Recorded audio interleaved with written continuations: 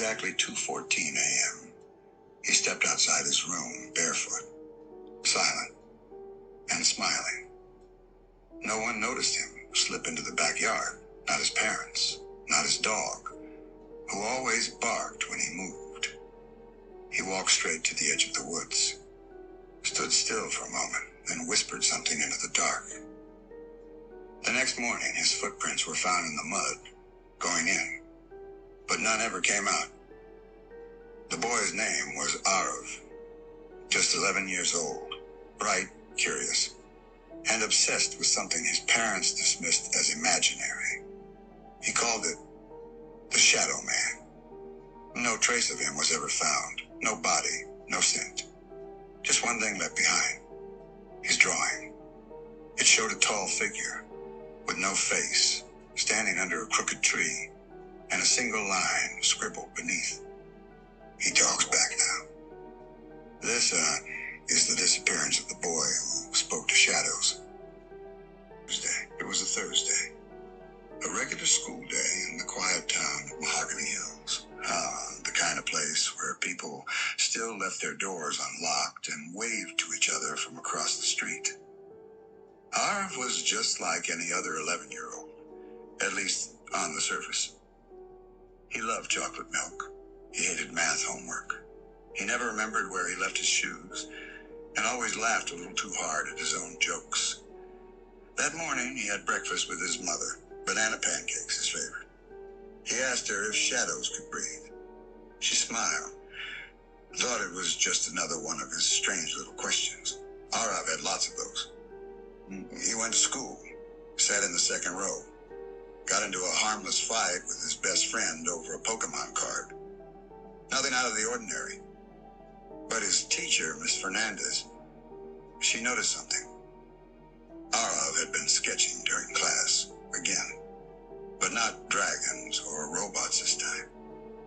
He was drawing trees, tall, thin, leafless trees, and a black shape, always standing underneath.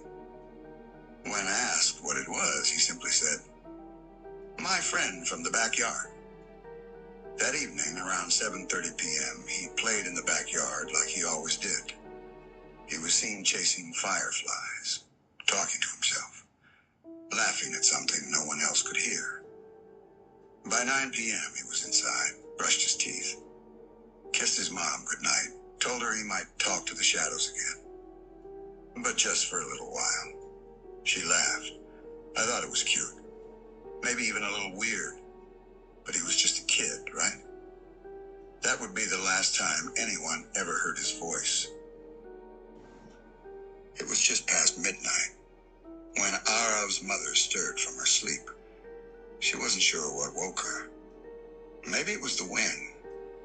Maybe it was that odd mother's instinct, the one that kicks in when something just feels off. She walked to his room. The door was open.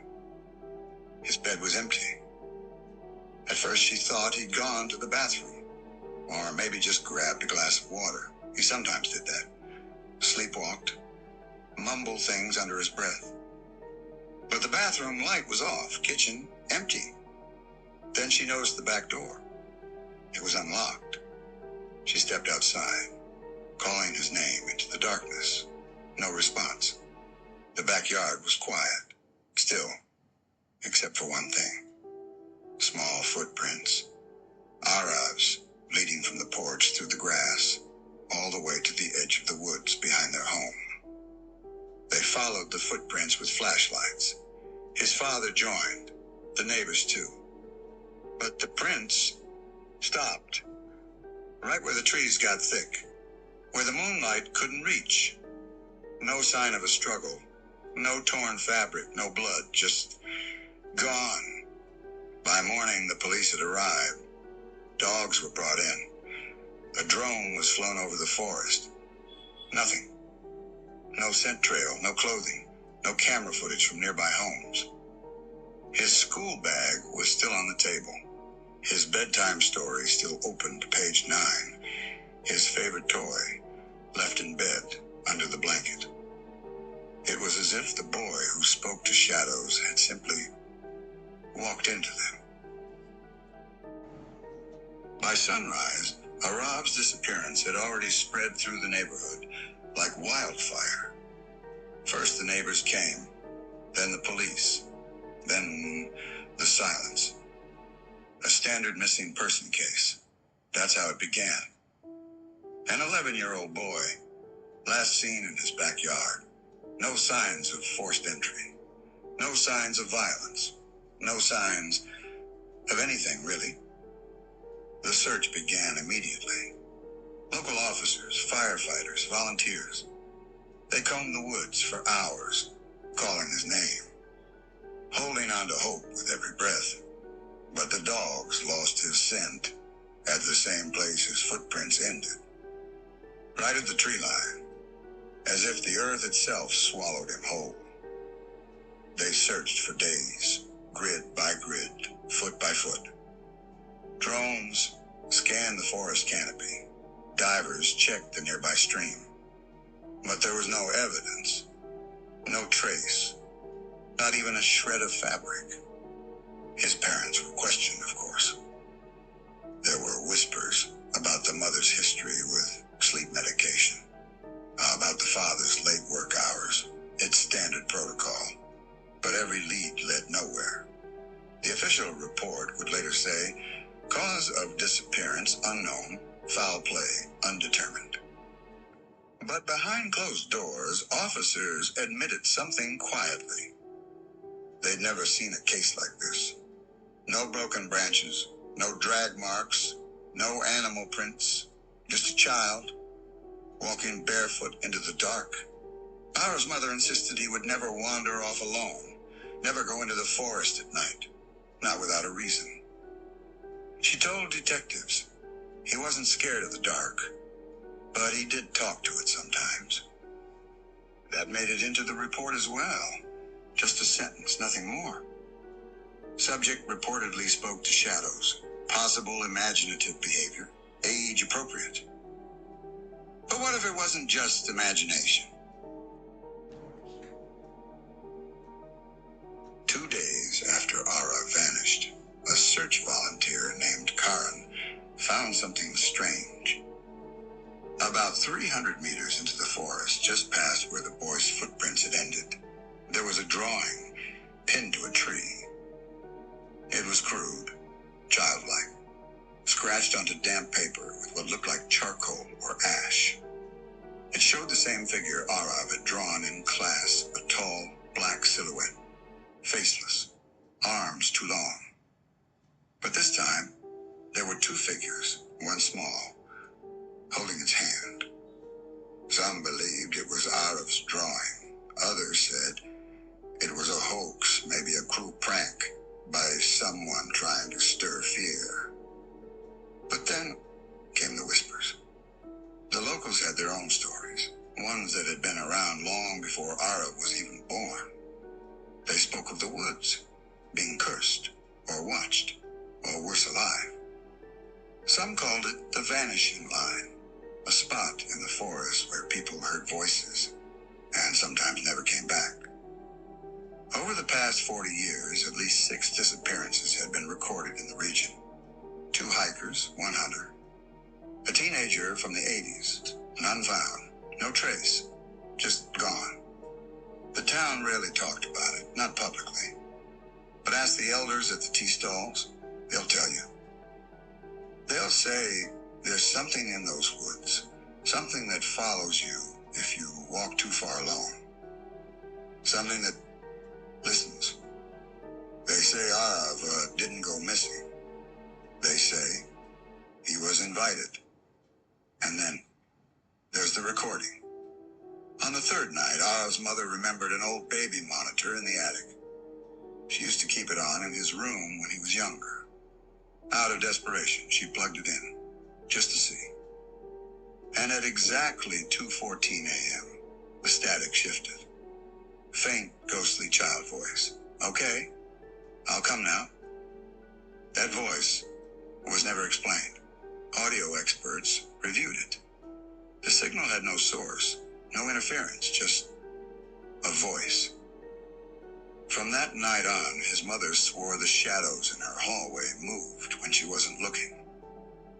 She said the air in the house felt heavy, like someone was always holding their breath. Neighbors dismissed it as grief. Maybe she was seeing things, hearing things. But even now, years later, no one dares to go near those woods after dark.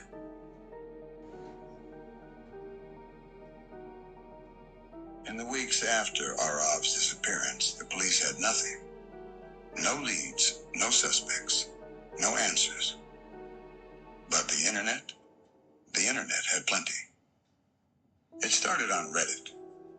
A post titled, "Kid Talks to Shadows, Then Vanishes." Anyone heard of this before? It blew up overnight. Some call it a hoax, a made-up creepypasta. But others dug deeper. One user claimed to be from the same town. Said she remembered another boy disappearing in the 90s. Same woods, same age, same strange behavior. That case, buried under the rug.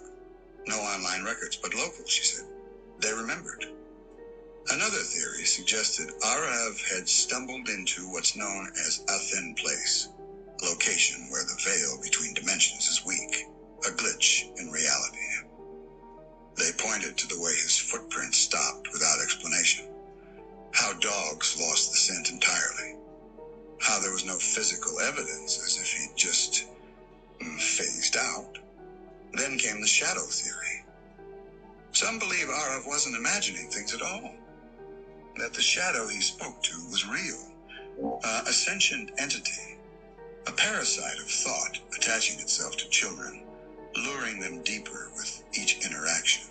They reference cases around the world, children disappearing in forests, drawings of the same faceless figure, repeating phrases like, "He's my friend now," or "He only comes when it's quiet." Others think it's not supernatural at all, that it's something darker, but human, that someone used Aarav's imagination against him, groomed him through stories, perhaps even manipulated him into walking into those woods willingly. But how would they know what he was drawing, what he told his mom, the bedtime monitor recording? None of that was public. Then a chilling comment appeared on a now deleted thread. He was chosen. The shadow only takes those who answer when it calls. It had no username, no history, and it was posted exactly at 2:14 a.m. The same time the recording caught Aarav's voice. "Okay, I'll come now." Was it all just coincidence, or something far stranger than we understand? 6 months after Aarav vanished, his family moved away. The house sat empty for a while. Then eventually, it sold.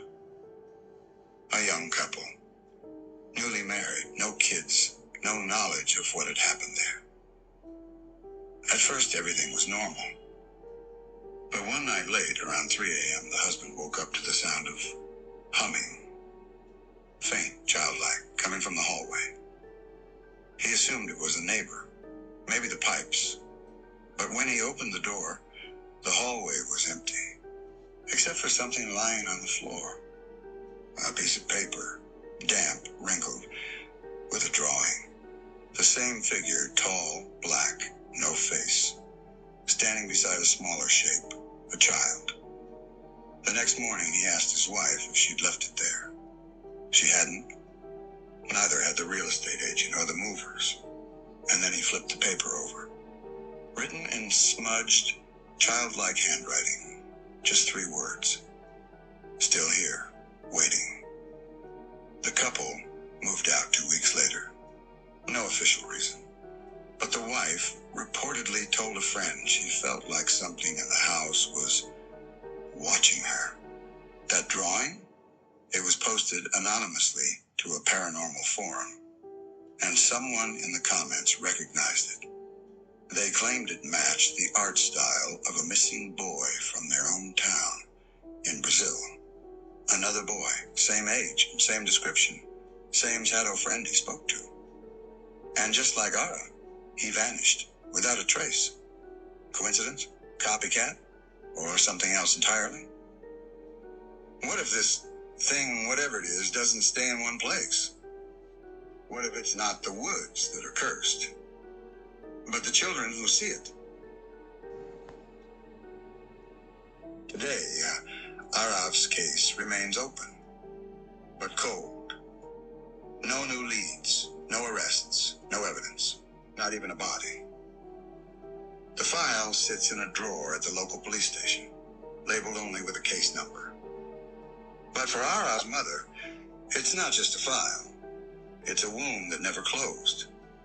She moved to another city, changed her number, doesn't talk to reporters anymore. Some say she's trying to forget. Others believe she's still searching. Every year on the same date, May 14th, she lights a candle outside her apartment window. One small flame for a boy who never came home. Neighbors have asked why. She never answers, just stares into the dark for a while, and then closes the window. The house where Aarav lived, it's been empty again for over a year now. People say the lights turn on by themselves sometimes. That toys left in the attic end up in the backyard by morning. But maybe those are just stories. Or maybe the shadows really never left. Where is Aarav now? What really happened that night? We may never know. But if you ever find yourself standing at the edge of the woods and you hear a whisper, don't answer back.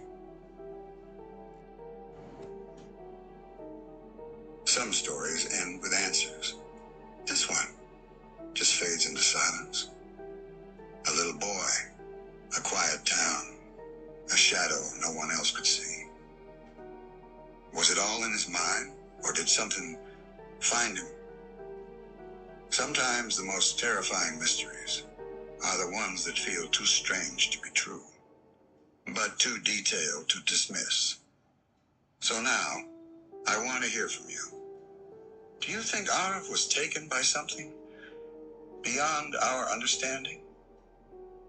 Or was this a tragic case of a child led astray by fear, imagination, or something darker and human? Let me know your theory in the comments. Was it supernatural, psychological, or something else entirely? And if you found this story chilling, mysterious, or thought-provoking, consider subscribing. We explore more cases like this, the ones that slip between fact and folklore. Until next time, stay curious, and whatever you do, don't talk to shadows.